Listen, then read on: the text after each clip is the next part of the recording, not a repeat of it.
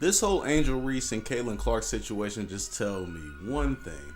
You guys don't watch a lick of women's college ball.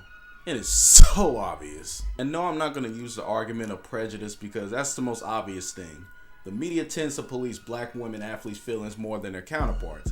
But the main thing that really just ticks me off are the casuals that get on TV and pretended that they watched a minute of a girl's ball game before the NCAA tournament starts.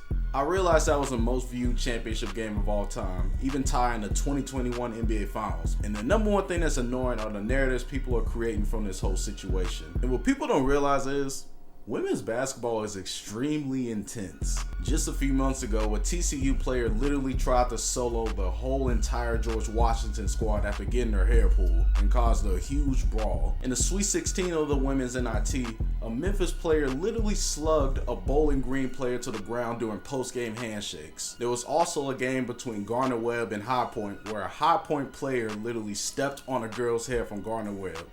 Yes, you heard me right.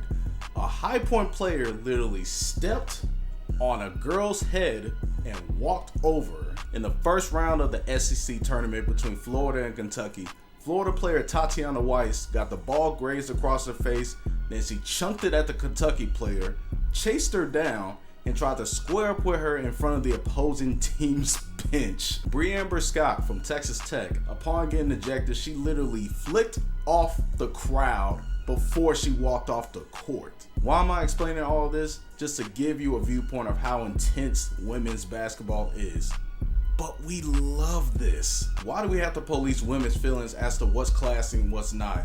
Basketball is a passionate sport, and there's gonna be some feelings let out no matter if you're a male or a female. And yes, all these fights came from this year alone. So before you give a take about this whole Angel Reese, Caitlin Clark situation, or even hear somebody else give this take, just ask yourself this.